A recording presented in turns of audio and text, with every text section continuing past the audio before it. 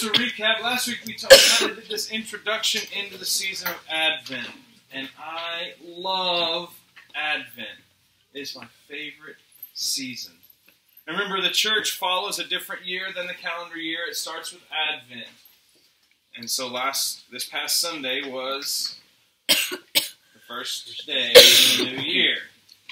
I love Advent. It marks the beginning of the church year, and it lasts for 4 Sundays prior to Christmas Day. And during the Advent season, the church prepares for the coming of the promised Messiah. And as we make ready for the baby to be born in Bethlehem, the themes and the texts that are explored, they take us beyond the birth. And they even take us beyond the life, death, and resurrection of Jesus to a new moment of expectancy. As the day of Christ approaches, and the reign of God and God's promises of hope, joy, love, and peace come fully manifest.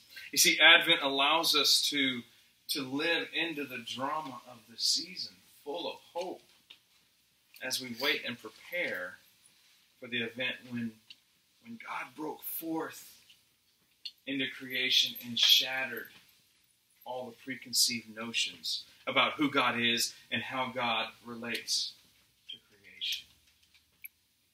And Advent shows us that this is not a time to just sit back and wait. It's not a time for passive waiting, but it's a time for active anticipation. And remember, we also talked about last week that Advent is really the hope and the waiting and the expectancy of 2 arrivals. You see, we both join with those that lived at the time of Jesus' birth. Those surrounding the blessed birth, we join them in the drama, awaiting the coming of the Messiah.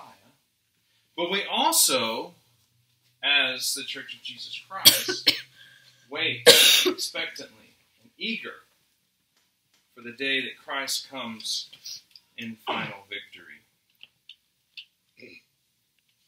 Through the season of Advent, we also wait and prepare for the time that Christ comes again. That time when all oppression will truly cease and everything in all of creation is reconciled to God and fulfilled to everything that God originally created it. So tonight we hear from another prophetic voice of Advent, giving us words of hope and encouragement. Malachi, remember, he's considered a minor prophet. Now, a few weeks ago I preached from Habakkuk, and we talked about the difference in the minor and the major prophets. The major prophets are described as major because their books are longer, and their content is more broad, even with global implications. And the minor prophets, they're described as minor because their books are shorter and their content is really narrowly focused. So we have minor and major. Now that doesn't mean that minor prophets are less important. It doesn't mean that their message from God is insignificant or inferior to the major prophets. It's just a matter of God choosing to reveal more to the major prophets. So Malachi, chapter 3, verses 1 through 4, a minor prophet, gives us these words. Look, I am sending my messenger who will clear the path before me. Suddenly the Lord whom you are seeking will come to his temple. The messenger of the covenant in whom you take delight is coming, says the Lord of heavenly forces. Who can endure the day of his coming? Who can withstand his appearance? He is like the refiner's fire or the cleaner's soap. He will sit as a refiner and a purifier of silver. He will purify the Levites and refine them like gold and silver. They will belong to the Lord, presenting a righteous offering. The offering of Judah and Jerusalem will be pleasing to the Lord as in ancient days and in former years. Now, Malachi's name actually means, it's actually the Hebrew word for my messenger. So some scholars think that in this passage and earlier on in his prophetic work, that when he talks about the messenger coming, that he is in a way referring to himself, because Malachi was very frustrated with some of the religious practices that his colleagues were taking part in. And you can read earlier on and find out what those were. So they were, instead of bringing spotless offerings, they were bringing damaged offerings, things like that. They were bringing half-hearted offerings. They weren't giving their best. They were giving what was easy. And Malachi is very frustrated with them. And so they plead and cry out for the day of the Lord, because they have this idea that they are in God's favor. And they have this idea that the day of the Lord is going to be good for them and bad for everyone else.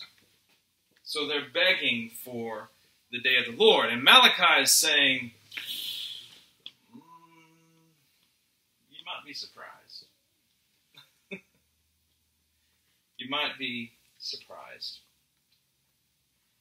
Instead, he reminds them that God's works rarely meet up with human expectations. And he uses this idea of a refiner's fire. And I love this example. And in the process of refining silver, there's a few steps to what happens. So as the silversmith is working to purify this silver, the first thing that he does is he takes the metal and puts it in extreme heat to get rid of all the impurities. And so that the metal can be pure, and it's pure silver. There's nothing left in that pile of metal except silver. It is because of the extreme heat, because of the refiner's fire that the silversmith is using, there is nothing left but pure 100% silver. But then there's a second part to the process. And this is where it gets really good. The silversmith will then use more heat and treat the metal with things like charcoal or carbon. Solomon is confused. But he'll use the silversmith, he or she will use things like a combination of heat and charcoal and carbon. And to a really good silversmith, the process is never finished until they can see their own reflection in the silver.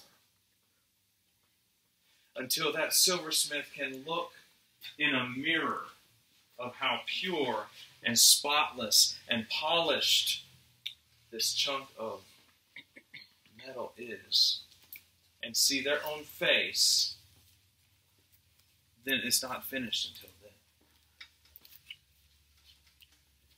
And so Malachi is telling us that the Lord's coming was going to remove our impurities and polish and shine our lives until all that is reflected in us is God. But this creates some anxiety for me. I'm a little uncomfortable with this idea. You see, at the same time, much like those in our text, we can hope for the day of the Lord. We can hope for the day that Christ comes in final victory. But if you read through the text, there's some apprehension. And as I think about it in my own life, there's some anxiety that begins to well up within me when I think about this refiner's fire working in my life. And I get uncomfortable. Some questions come to mind like, what will that refining look like exactly? What what do I have that needs to be refined? What's it going to be like? What's the end result going to look like? I mean, I'd like to know what I'm getting into before I jump in the deep end. I'm uncomfortable with the unknown. I'm uncomfortable with moving into this refining fire because I'm uncomfortable with what it could mean for the changes that need to take place in my life. It reminds me of a day about 10 years ago. Thanksgiving Day of 2007.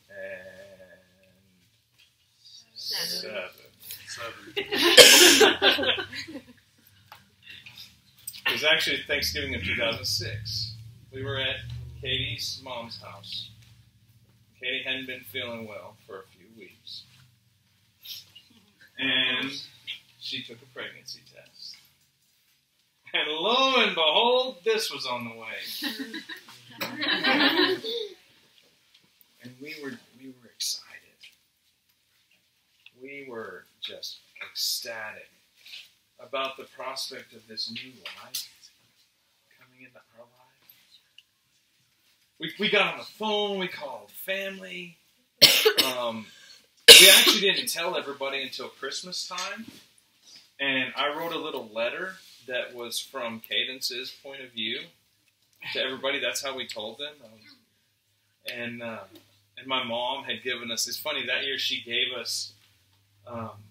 everybody these special calendars that she had printed. And we hadn't said anything to anybody. And she's handing out these calendars. I said, oh, while you're handing out calendars, go ahead and mark August 18th on the calendar. And she says, well, why? I said, well, that's when the babies do. She says, what? We were so excited. And then I was immediately aware of God's grace. And I was so thankful that we had 9 months to get ready for this bundle of joy. Because after that initial excitement, the anxiety came in. And it was, man, how are we going to pay for this? How are we going to feed this thing? How are we going to buy clothes? How are we going to buy a crib? How are we going to buy baby food? What do we do when she gets sick? I'll tell you sometime about the night in the hospital with the first diaper change. Spoiler alert, it was a debacle. It was awful. But all these questions and anxieties came up because while we were so excited about this day that was going to change our lives forever, for the better, most days, we were also terrified of what it was going to mean and the changes that we were going to have to make in our lives. Because from that moment, everything was going to be different. Every priority then changed. Our thinking changed. Our budgeting, whatever little we had, changed. Our packing for a trip, oh my gosh, it was the worst. So we had kind of lived in this duality of excitement and anxiety. And I think that's where our audience in our text is. They're living with this excitement about the coming of the Messiah, about what it's going to mean when this Messiah comes and everything is different. But what is it going to mean when the Messiah comes and everything is different? What is it going to mean when God's refining fire works in my life? What's going to have to be different? And I suspect you may know or have some idea some of the things. We all have those things that we know that need to change. You know what they are. That's not what we're talking about. We also have those things that maybe aren't even on our radar. What are the things that God's refining fire is going to work on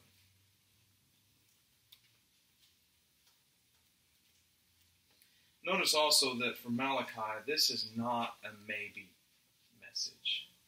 This is not a, I can see that happening. It's not a potential message. There's no if in these things. He says it will happen. The Messiah is coming. And he will work like a refiner's fire. The promise of restoration from our prophet and refining is sure. And it is not going to wait until we are okay with it or we feel good about it. And that's a great thing, because I would never be ready for it. There's no perfect time to have a kid, because I was not ready for it. So this Advent season, as we continue to wait and prepare for the coming Messiah, what does God's refining in your life look like? What impurities need to be refined in order for your life to shine the reflection of our Creator? You see, Malachi also believed very strongly that we are good. I mean, deep down, we're good.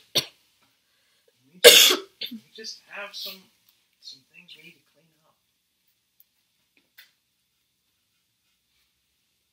We just have some refining that needs to take place for us to be in the presence of the Holy One. We will be refined and reformed in God's image. And the encouraging thing about that is that we know that it will be good, regardless of our fears and anxieties. He will sit as a refiner and a purifier of silver. He will purify the Levites and refine them like gold and silver. They will belong to the Lord, presenting a righteous offering. In the name of the Father, Son, and Holy Spirit.